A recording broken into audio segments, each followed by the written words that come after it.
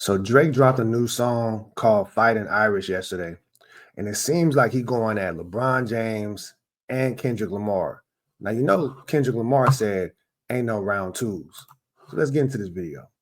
Now, Drake has just dissed Kendrick Lamar within a way that we have not seen from him in quite some time. As to kick off this new year in hip hop, instead of ranting on streams or whining on social media, Drake has actually gotten back in the booth and has released a new song where instead of switching genres or languages in an attempt to try and just run away from everything that Kendrick Lamar did to him and represented, now Drake is once again trying to take him head on with nothing more than his bars and a beat from Conductor Williams. And now, as this marks just in a few days the second full on record that is dissing Kendrick Lamar to come out this year, and this is from none other than Drake, what is clear is that the rap game is running around and trying to find a way to take down the undisputed champion of everything. And really, with Drake here, what it seems like he's trying to specifically do is after seeing how every single way he tried to make a comeback just failed miserably, whether that was releasing more music, switching genres, or trying to be a full on streamer.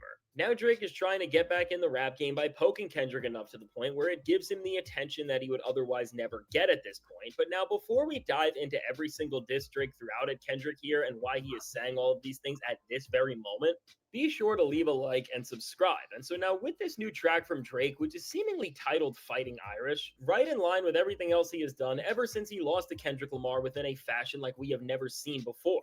This song is very emotional, and Drake is showing that his feelings did really get hurt bad in this beef, but instead of acting like a total clown, Drake is at least putting this sadness and bitter feeling of loss back into the bars directly, which, hey, after somehow managing to make every single wrong choice for almost an entire calendar year, this is somewhat of a step in the right direction. And now, with Drake actually presenting himself within a way that somebody who calls themselves an MC always should, for better or for worse, he does say a lot here and seemingly does two main things, which the first one is to try and justify the crash out he has been on and why he's been acting like the biggest fool in music right now, but then also, and in the greater I don't see how he can justify it. Just take the L and make good music.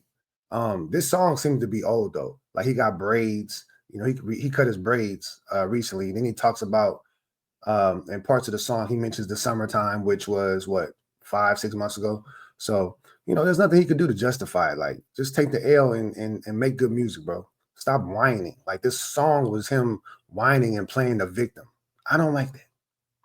sense, he is trying to get back in some sort of musical conflict with Kendrick Lamar because for the first time since Family Matters, Drake is actually flipping Kendrick's bars from his diss tracks to try and dispute them, and instead of just denying everything in the strangest way possible like he did on the Hard Part 6, Drake is somewhat on the offensive here, despite how weird it is that he is doing this all of these months later. And so now, after Drake starts this track off by admitting that during this legendary summer that was going on in hip hop, he just completely missed it, which I guess is his way of saying that he never delivered those summer vibes that he promised after the beef, which I mean, I guess. He couldn't because the damage was done. Not like us, like literally destroyed him for the rest of the year. It caused serious damage to his career, which we see he's been struggling to put out songs that's gonna hit. Like this song isn't a song that's gonna hit like that. It's just a song to get his emotions out, right? And they pulled it from YouTube, so you know, because he's suing UMG, his record label. So Some self awareness is better than nothing.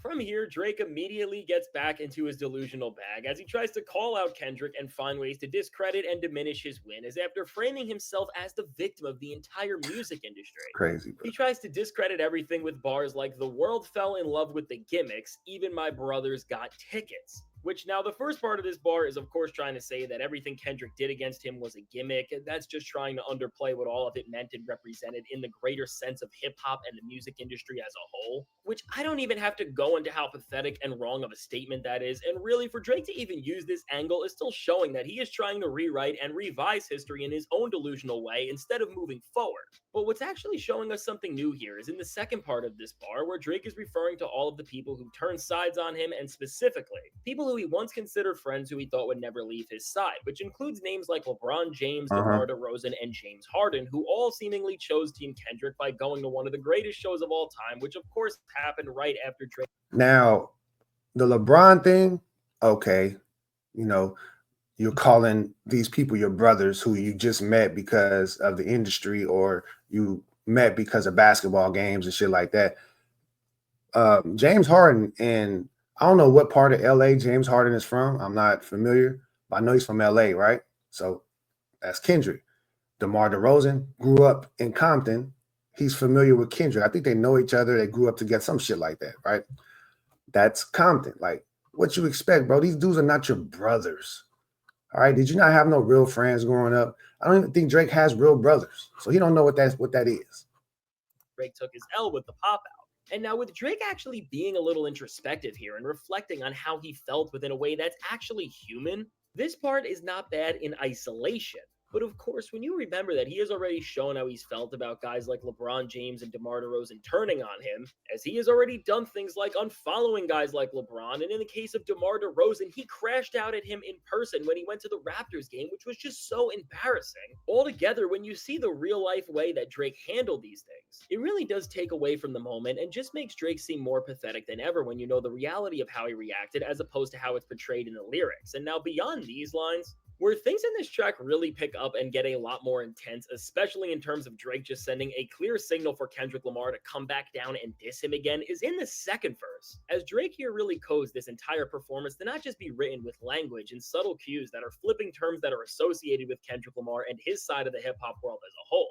But what's most important here, and if this track makes any sort of impact or causes any sort of reaction, it will be because of this, is the section in this verse where he says, who's got the most to lose and who's in that other position. See no conversations, boy. I hope they got double encryption. I hate to see the empire crumble on judges' convictions. This pulled a rabbit out the hat and y'all love a magician. Weak Drake is ass bar. addressing a lot of things as he sets this moment up with the first bar, which is undermining Kendrick Lamar and making him look like this bigger and more important figure than he will ever be. Which again, when we look at Drake's performance here, this is another one of its failures because I don't know why he is going about this same strategy again.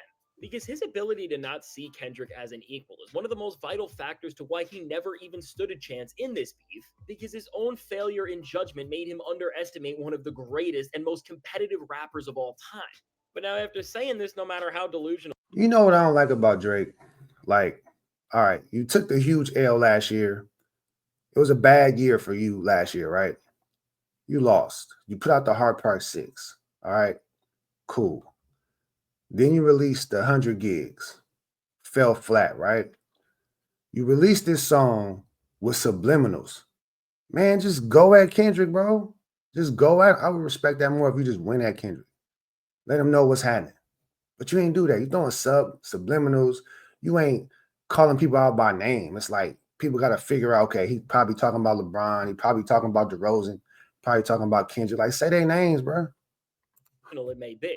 He sends out another warning to Kendrick and his camp about how he hopes that they have been covering their tracks for everything they have been doing to seemingly manipulate the entire music industry and hip hop world against him, which again, this is just a diss that is derived from Drake's straight delusions, and very similar to the Heart Part 6, where Drake just lied to try and sound tough and act like he knew more than he did. This just seems like another rendition of that horrible tactic, but the stakes do get even higher from here.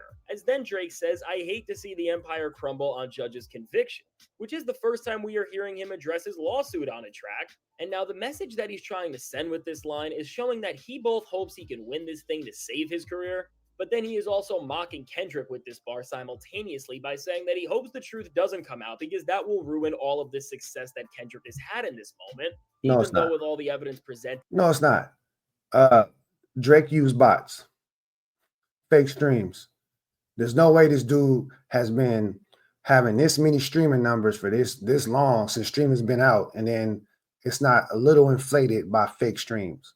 Of course, he's still the number one artist, right? So other artists are doing the same thing. Did Kendrick use bots? It's possible. I don't know. But if Drake is going to say Kendrick used bots, then, bruh, you use bots, or whoever is running your label use bots. So I don't see how this is going to be a win or whatever. Not Like Us is a slap.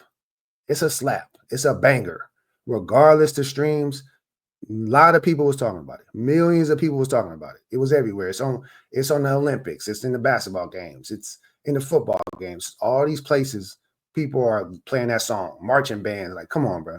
Stop it. It ain't gonna do nothing. If they say, oh, Kendrick used bots, I don't care. It was a slap. And with the fact that we all lived through this moment and just saw the people get inspired by something Kendrick did like nothing else in hip hop has in years, No one believes anything Drake is trying to claim about Kendrick and the success of Not Like Us as a whole.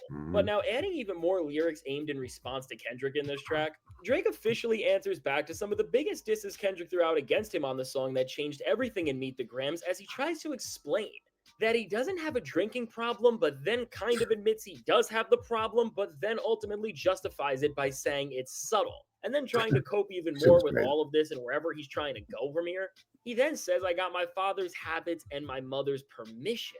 And then again, making this entire section in response to Kendrick even more confusing. He builds on this, saying, my dad got another child. I told him that wasn't my sister. And here, Drake is directly flipping Kendrick's lines about him having some serious issues, but with the way he goes about it, I don't really think this is the flex he thinks it is. And with Facts, the bro. last bar here especially, he is seemingly expanding on Kendrick's claims about him having a daughter by then saying his dad had another child, which then I guess is trying to deflect that bar just away from him and on his father. Or at least that's really the only way this bar makes some sort of sense in the context it's written in. And now, with all of this, which together includes Drake trying to intimidate Kendrick with his litigation and then sees him responding to Kendrick's disses on Meet the Grams by saying everything he said is still kinda half true, all in all, while some people are going to be impressed by this and claim that Drake is back because cadence wise he is rapping coherently over a Conductor Williams beat, when you actually try to break down what he No, is saying and see the things he is trying to flip, all while once again trying to call Kendrick Lamar an underdog, even after he has overtaken him in every single category possible. All this song really is the same story with a different presentation from Drake. it's just Drake playing victim and whining and being a little girl. That's what he doing. Like that's all it is. And throwing subliminals out there and defending himself. Like, come on, Drake, just put out good music. Obviously, this isn't a song that people gonna listen to like that, or it's gonna chart or anything. But just put out music, bro. Good music, like you've been doing. And as he is still showing that he has learned no lessons from this beef whatsoever, and really that even despite losing, he is still using the same angles and losing strategy to try and make any sort of comeback, and even beyond all of these things, making this song even more jarring, another question we have to ask ourselves entirely is why do all of this now? I mean, when you put everything into perspective, Drake is already lost, and the actual back and forth of this beef is over in terms of diss tracks being put out. So, really, from Drake releasing this song where he is just ranting about a reality that he could have tried to fix way before this but didn't, all in all, while this song may be a bright spot for him in what has been one of the worst career runs both on the mic and off of it that we have ever seen from a rapper, this song is still nothing special as he's not pushing the needle forward. And really, for Kendrick, if the goal of this song was to create just enough attention to get back in the conversation with him without being directly engaged in a full on back and forth, well, Drake still failed at that because really, what does Drake say here that makes Kendrick need to come back out and prove something Nothing. to him once again?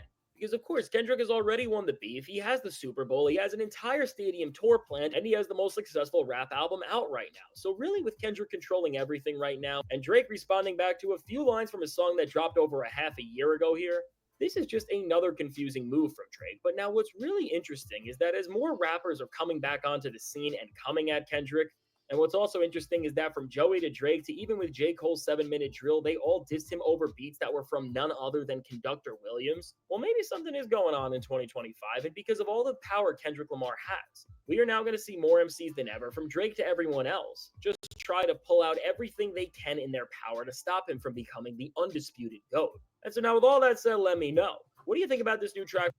I think the song is old, right? The song is old. The song is not new. The conductor, producer, dude, whatever his name is, I think he probably leaked the song to get this out here, and Drake approved it. But the song is old, so it's not like he dropped it and then he's going back 5-6 months ago. This was probably recorded in August, September, maybe, or something like that. But anyway, let me know y'all comments below. Comment, subscribe. See y'all next time.